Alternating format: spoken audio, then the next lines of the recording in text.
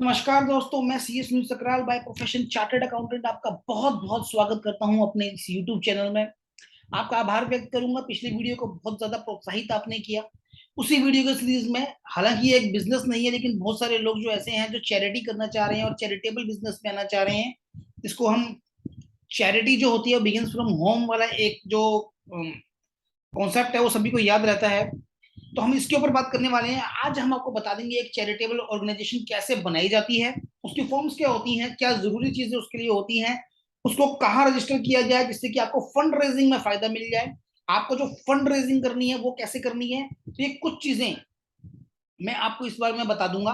और ये चीजें जब हम लोग कर लेंगे तो आप अपनी एक एनजीओ सेटअप कर पाएंगे और आप उसको ढंग से, मतलब एक लीगल वे में एक एक्सपेंड कर पाएंगे, जैसे कि आपने काफी सारी ऑर्गेनाइजेशन देखी होंगी। तो आइए स्टार्ट करते हैं हम लोग अपना वीडियो। स्क्रीन शेयर करता हूं मैं। हाउ टू स्टार्ट एनजीओ, इसके ऊपर हम लोगों का एक ये स्लाइड है।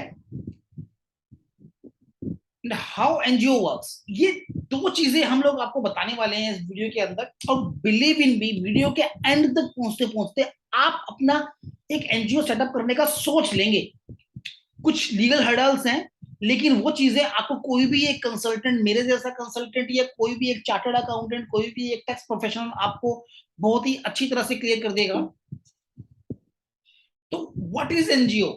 It is an non government organisation. एक नॉन गवर्नमेंट ऑर्गेनाइजेशन होती है। The function of NGO is to focus all issues concerning human rights, social environment, and advocacy. They work to promote and improve the social and political conditions of the society on the broad scale. एक जो broad scale के अंदर जो organizations की partnership रहती है society को सुधारने के लिए, सोसाइटी में डेवलपमेंट करने के लिए, कुछ कुछ काम करने के लिए, वो ऑर्गेनाइजेशंस हैं, वो एनजीओ कहलाती है, नॉन गवर्नमेंट ऑर्गेनाइजेशन। और वो अपना सहयोग देते हैं अपनी सोसाइटी को बढ़िया बनाने के लिए। किन किन एरियाज में? ह्यूमन राइट्स के ऊपर वो काम करते हैं, सोशल कॉजेज के लिए वो काम करते हैं, इन्वायरमेंटल कॉजेज के लिए वो काम करते हैं, जैसे कि ट्री प्लांटेशन हो गया, जैसे कि विमेन सेफ्टी के ऊपर काम हो गया, एड्स अवेयरनेस के ऊपर काम हो गया। तो ये सब वो काम करते हैं। एनजीओ का पर्पस क्या रहता है? The main purpose of the NGO is social welfare. जी हाँ, यदि आप ये वीडियो देख रहे हैं और आप सोच रहे हैं बिजनेस है, ये बिजनेस नहीं है। This is a totally social welfare business. आपके दिल में देश के लिए कुछ करने की इच्छा है और खुद साथ बढ़ने की इच्छा है तो ही आप एनजीओ के लिए आ सकते हैं, क्योंकि चैरिटी बिगिंस फ्रॉम होम। आपको सारे खर्चे अपने आप से करने हैं, आपको फंड अपने आप से लगाना है, आपको मेहनत अपने आप के लिए करनी है, अपने देश के लिए करनी है और अपनी सोसाइटी के लिए करनी है। सोशल जस्टिस प्रोवाइड करने के लिए एक पर्पस हो सकता है, डेवलपमेंट करने के लिए पर्पस हो सकता है, ह्यूमन राइट्स को के तरफ काम करने के लिए एक ये पर्पस हो सकता है एनजीओ का। एनजीओ के जो फंक्शंस हैं वो इनइक्वलिटीज को और अनफेयर ट्रीटमेंट्स को इक्वलाइज करने के लिए, उसको ठीक करने के लिए ही एनजीओ का पर्पस के लिए एक एस्टेब्लिशमेंट सेटअप की जाती है। एक एनजीओ को रजिस्टर कैसे किया जा सकता है? 3 तरीके हैं एनजीओ को रजिस्टर करने के लिए। ट्रस्ट एक्ट के अंदर आप रजिस्टर कर सकते हैं, सोसाइटी एक्ट के अंदर रजिस्टर कर सकते हैं, और आप रजिस्टर कर सकते हैं सेक्शन 8 कंपनीज एक्ट के अंदर। मेरा मानना ये है, पर्सनली मानना ये है कि आप सेक्शन 8 कंपनीज एक्ट के अंदर रजिस्टर कर दीजिए। सबसे बेस्ट सॉल्यूशन है। अगर आपको कभी लगता है कि आपको वो नहीं चलानी है तो आप उससे एग्जिट हो सकते हैं। सिस्टम और चीजें एक सेक्शन 8 कंपनी में थोड़ा ज्यादा इजी है और प्रोसेसेस बढ़िया हैं इसमें, बहुत ही बढ़िया मुझे समझ में आता है। इसमें शेयर होल्डर अलग हो सकते हैं और डायरेक्टर्स अलग हो सकते हैं, जो काम करना चाह रहे हैं वो लोग भी अलग हो सकते हैं। चलिए एक एक करके डिस्कस कर लेते हैं, बहुत ज्यादा टाइम मैं आपका नहीं लगाने वाला हूं। ट्रस्ट रजिस्ट्रेशन जो होती है वो ट्रस्ट एक्ट 1882 के अंदर होती है। जो ऑब्जेक्ट होता है ट्रस्ट का वो चैरिटेबल और सोशल वेलफेयर ही होना चाहिए। रजिस्ट्रेशन ऑफ एनजीओ जो होती है वो ट्रस्ट की जो मिनिमम कॉस्ट देती है अपने को 15 से 20 हजार रुपए के अंदर वो रजिस्टर हो जाती है। तो पहला ये कॉर्पस तो आपको निकालना ही पड़ेगा। डॉक्यूमेंटेशन क्या चाहिए एनजीओ रजिस्ट्रेशन के लिए? जो ट्रस्ट की तरह जो रजिस्टर करनी है, उसका ऑब्जेक्ट जो है वो ट्रस्ट का आपके पास होना चाहिए। Latest photograph of trustees and settlers आपके पास होना चाहिए। जितने भी ट्रस्टी हैं, जितने भी सेटलर है, मिनिमम 2 आपको रिक्वायरमेंट रहती है। ट्रस्ट डीड आपके पास होनी चाहिए जो प्रॉपर स्टैम्प वैल्यू के ऊपर बनी होनी चाहिए। PAN card of trust and settler. देखिए ट्रस्टी का जो पैन कार्ड है और सेटलर का जो पैन कार्ड है वो दोनों आपके पास होने चाहिए। Address proof of the trust and in case of rented property NOC from the landlord is required. देखिए छोटे से डॉक्यूमेंट की रिक्वायरमेंट। अब आ जाते हैं सोसाइटी रजिस्ट्रेशन के ऊपर। The process of NGO registration as a society in India is govern under the regulation of the society registration act 1860। बहुत ही थोड़ा जल्दी जल्दी मैं आपसे बात कर रहा हूं ताकि आपको ये वीडियो जल्दी समझ में आ जाए। अगर समझ में ना आए तो स्लो स्पीड करके देखिएगा, आपको जल्दी समझ में आएगा। एक सोसाइटी की रजिस्ट्रेशन करनी है तो मिनिमम 7 मेंबर्स आपको चाहिए होते हैं। और इसकी रजिस्ट्रेशन के लिए आपको जो कॉस्ट आती है सोसाइटी की 15 से 20 हजार रुपए, कहीं 30 हजार रुपए भी आ जाती है। स्टेट के ऊपर डिपेंड करेगा और आपके कंसल्टेंट के ऊपर डिपेंड करेगा आप कितना एक्सपीरियंस कंसल्टेंट हायर कर रहे हैं अपने लिए। डॉक्यूमेंट्स क्या चाहिए आपको सोसाइटी के रजिस्ट्रेशन के लिए? नेम ऑफ द सोसाइटी आपके पास होना चाहिए। ID proof of all members, जितने भी मेंबर्स होने चाहिए। Address proof of the premises, premises का address proof. 2 copy of MOA and bylaws of the society, ये आपके पास रिटेन में अवेलेबल होनी चाहिए। आइए सेक्शन 8 कंपनी एक्ट की बात कर लेते हैं। The registration of NGO under section 8 company registration procedure is likely any other company registration procedure in India. ये कुछ बड़ा स्पेसिफिक नहीं है, जैसे ट्रस्ट में है, सोसाइटी में है, उसमें बड़ा सिंपल सा प्रोसीजर है जो सबके लिए है, वही यहाँ पे अप्लाई हो जाता है। इसको एनजीओ को रजिस्ट्रेशन के लिए जो सेक्शन 8 में ही कंपनी बनती है वही एनजीओ के लिए मानी जाती है। तो उसकी जो कॉस्ट होती है वो 25 से 30 हजार आप मान के चलिए इतनी आ जाती है। आपको थोड़ा सस्ता भी पड़ सकता है, थोड़ा सा महंगा भी पड़ सकता है। 10% का वेरिएशन कहीं पर भी रह सकता है। एक एनजीओ अगर आपको रजिस्टर करनी है सेक्शन 8 कंपनी की तरफ, तो आपको क्या क्या डॉक्यूमेंट चाहिए? Identity and address proof including pan numbers, DIR2 consent of directors along with identity and address proof, utility bill not older than 2 months, ये एड्रेस प्रूफ के लिए आ जाता है। NOC is required if the registered office is not taken on rent, estimated annual income आपको पता होनी चाहिए। MOA AOA आपके पास उसके अवेलेबल होने चाहिए, वैसे कंसल्टेंट बना देता है, बिल्कुल चिंता ना कीजिए इसके लिए। Affidavit regarding deposits, proof of registered address, address जो रजिस्टर्ड एड्रेस है उसका प्रूफ चाहिए आपको। Particular of promoters and board members of the propose company. INC 14 declaration by professional या डिक्लेरेशन बाय प्रोमोटर्स, ये 2 चीजें चाहिए। लेकिन इसमें आपको बिल्कुल भी घुराने वाली बात नहीं है। अगर मैं आपको मेन चीज बताऊं तो आपके पास ऑब्जेक्ट होना चाहिए, आप करने क्या वाले हैं। आपके पास डॉक्यूमेंट होने चाहिए, जो भी इसके अंदर डायरेक्टर बनने वाले हैं, जो भी शेयर होल्डर बनने वाले हैं, उनके address proof, ID proof basically चाहिए होता है। कितना कितना वो पैसा लगाने वाले हैं, बाकी सारा काम सीए करेगा आपका, या फिर आपका टैक्स प्रोफेशनल करेगा। सॉरी मैं बार बार सीए बोल रहा हूँ क्योंकि मैं सीए हूँ, इसलिए मैं बार बार सीए बोल रहा हूं। लेकिन आप इसको टैक्स प्रोफेशनल से रिपीट कर लीजिएगा जहां पर भी आपको सीए की बात सुनाई।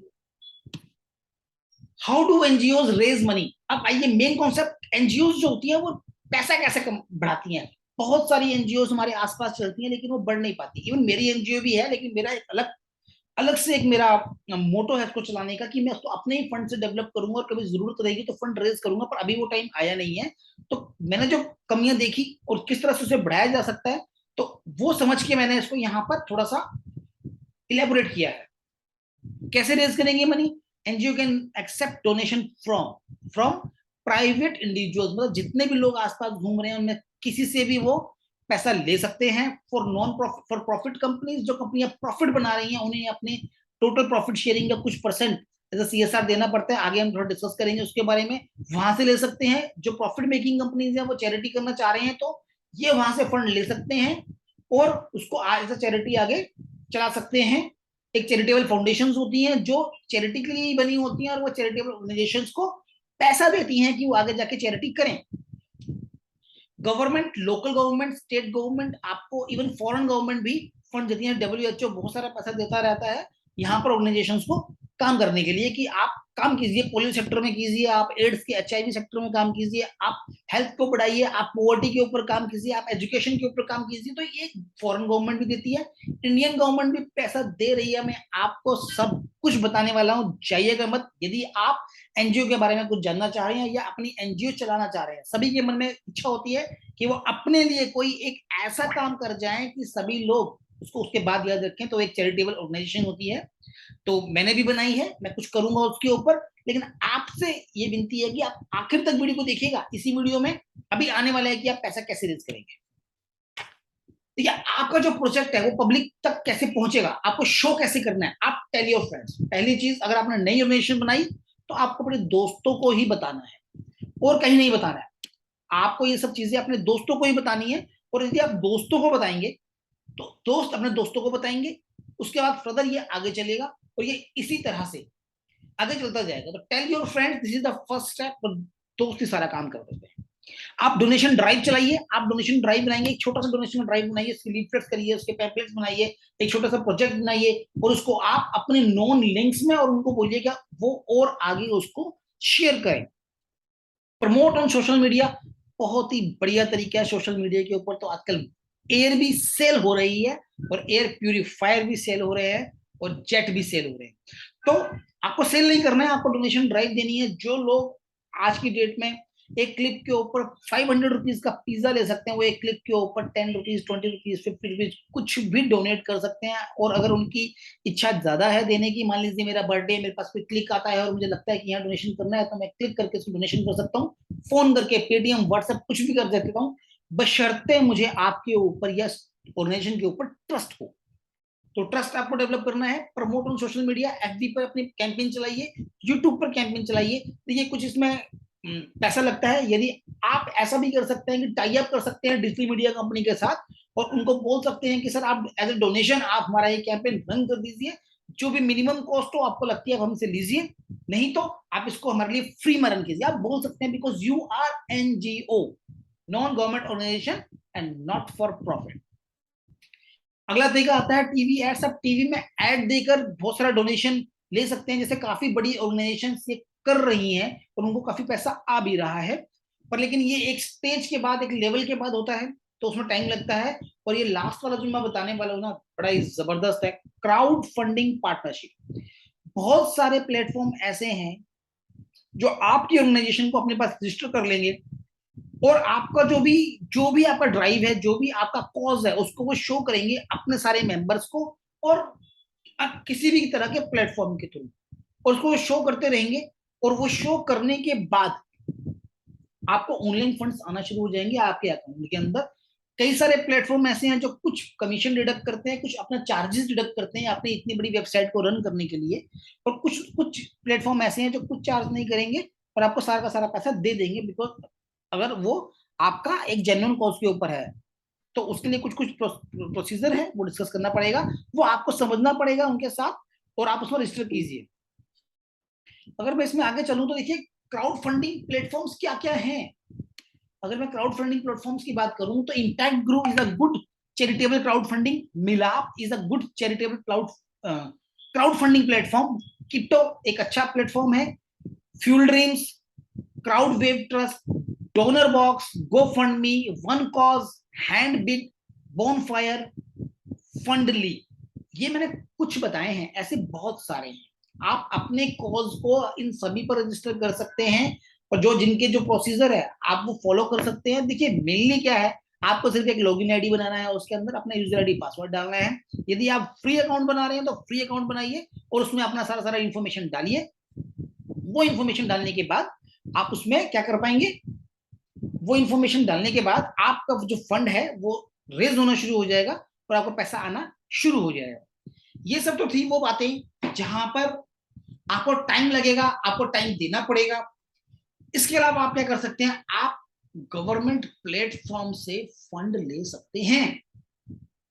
अब गवर्नमेंट प्लेटफॉर्म में फंड लेने के लिए आपको नीति आयोग में रजिस्टर होना पड़ेगा, और आपको क्या करना है, NGO-Darpan.gov.in में जाके रजिस्ट्रेशन कीजिए। अपनी ऑर्गेनाइजेशन बनाने के बाद इसमें रजिस्ट्रेशन करेंगे आप अपना। ये करने के बाद आपको जो नीचे लिंक दिया हुआ है ना, ये https:/ngo-darpan.gov.in index.php home scheme wise, इसमें अलग अलग मिनिस्ट्रीज की अलग अलग स्कीम्स हैं। यहां पर जाकर अप्लाई फॉर ग्रांट करना है, आपने अपना रजिस्ट्रेशन करना है, अपने लिए आपने अप्लाई करना है। लेकिन उससे पहले उसके टर्म्स कंडीशन समझ लीजिएगा कि आप एजुकेशन वाले में एजुकेशन मिनिस्ट्री के साथ आप टाई अप कर रही हैं, या फिर आप MSME वाली मिनिस्ट्री से टाई अप कर रहे हैं, आप केमिकल के साथ टाई अप कर रहे हैं, कौन सी में टाइप आप टाई अप करने वाले हैं, और क्या आप करने वाले हैं आगे। तो वो सारा का सारा टर्म्स कंडीशंस, उसमें आपको किस किस चीज की रिक्वायरमेंट रहेगी वो भी आप देख लीजिए। वो करने के बाद ये एकदम से नहीं होगा, it will take some time. आपकी ऑर्गेनाइजेशन में क्या क्या चाहिए होगा, 2-3 स्टेप और बचे हैं, आगे मैं बताता हूँ। यहाँ से आपको पैसा, मैं ये नहीं कहता कि एकदम से आएगा, कुछ स्टार्टिंग के जो पॉइंट्स है उसमें एकदम से आ जाएगा और कुछ में टाइम लगेगा, जिससे कि आप अपनी एनजीओ में आप काम भी कर पाएंगे बढ़िया तरीके से और उसका रिकॉग्निशन भी होगा बढ़िया तरीके से। सीएसआर, जैसे मैंने बोला था, सोशल कॉर्पोरेट रिस्पॉन्सिबिलिटी क्या होती है। सोशल कॉर्पोरेट रिस्पॉन्सिबिलिटी क्या है, जितनी भी लिस्टेड कंपनीज हैं उनके ऊपर एक कंपल्सन है गवर्नमेंट की तरफ से, और उस कंपल्सन के थ्रू वो 2% उनको उनको जरूर पैसा लगाना है अगर वो प्रॉफिट कमा रहे हैं तो, सोशल कॉज के ऊपर। तो कॉर्पोरेट सोशल रिस्पॉन्सिबिलिटी है, और वो पैसा दे सकते हैं किसी भी ऑर्गेनाइजेशन को या खुद भी डायरेक्टली लगा सकते हैं। तो आप लोग जो ये बनाने वाले हैं वो सीधा उनके साथ भी कनेक्ट कर सकते हैं। देखिए, हर एनजीओ के पास होना चाहिए कायदे से 12A एंड 80G का सर्टिफिकेट। अगर आप नॉन प्रॉफिटेबल ट्रस्ट एनजीओ हैं तो ही आपको मिलेगा, और आप रिलीजियस कैटेगरी के लिए नहीं होंगे तो ही मिलना चाहिए मेरे अकॉर्डिंग। बाकी आप फिर भी इसको और थोरोली देख सकते हैं। आपको 12A में रजिस्टर होना है और 80G में रजिस्टर होना है। अब देखिए, 12A में रजिस्टर होने का बेनिफिट क्या है कि आपकी जितनी भी रिसीट्स आ रही हैं, फाइनेंशियल रिसीट्स आ रही हैं, वो सारी की सारी ट्रांजेक्शन आपको प्रॉफिटेबल टैक्सेबल नहीं मानी जाएंगी। उसके लिए आपको टैक्स नहीं देना पड़ेगा।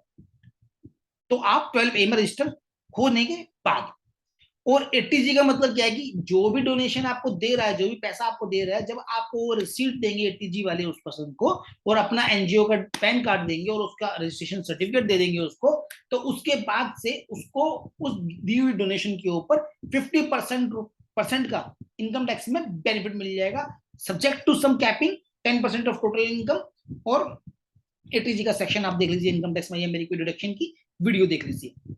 इसकी जो कॉस्ट है वो 35 से 40 हजार रुपए आती है। थोड़ी बढ़ भी सकती है, थोड़ी सी कम भी हो सकती है, लेकिन हाँ, प्रोफेशनल की कॉस्ट इसमें रहती है मेनली। और आपकी जो कंप्लायंसेस कंप्लीट नहीं हुई होती है, वो कंप्लायंसेस इसमें कंप्लीट रहनी होती है। 80G सर्टिफिकेट इशू होता है वो इनकम टैक्स डिपार्टमेंट करता है, जो डोनर्स को अलाउ करता है टैक्स डिडक्शन के लिए। 12A वन टाइम रजिस्ट्रेशन है। 80G जो है अभी कभी प्रोविजनल मिल रहा है और 3 साल के बाद दोबारा रिन्यू कराना पड़ रहा है, वो करवाना पड़ेगा। 80G के बाद 50% का डिडक्शन इनकम के अंदर वो मिलेगा। तो बहुत ज्यादा हम लोगों ने इसके ऊपर बातचीत नहीं करी है, बहुत थोड़े में बहुत ज्यादा बता दिया है। आपको मेरा ये वीडियो दोबारा से देखना पड़ेगा, तो हो सकता है आपको चीजों का ज्यादा ज्ञान हो। with these words I think thank you, thanks a lot। ये मैं फाउंडर हूं अपने इस YouTube चैनल का। तो जैसे कि मैंने बताया कि ये सब चीजें कर लें तो हमारा जो एनजीओ का जो काम है वो बहुत ज्यादा बढ़ जाएगा। और यदि आप एनजीओ बनाना चाह रहे हैं, आपका कोई भी क्वेश्चन हो, आप मुझे मेल कर सकते हैं। जो वीडियो में मैंने अभी हमारा जो लास्ट में मेरा कॉन्टेक्ट अस वाला पॉइंट था, और मैं आप मुझे कमेंट करके भी लिख सकते हैं कि आपको अगला वीडियो कौन से पॉइंट्स के ऊपर चाहिए। अभी हमारी बिजनेस सीरीज भी चल रही है, उसका भी नेक्स्ट वीडियो आने वाला है इन अ डे और टू, वो भी आ जाएगा। तब तक मैं आपसे इजाजत लेता हूं। Thank you once again for appreciating our last video. इस वीडियो को भी आपका प्यार चाहिए। धन्यवाद, थैंक यू।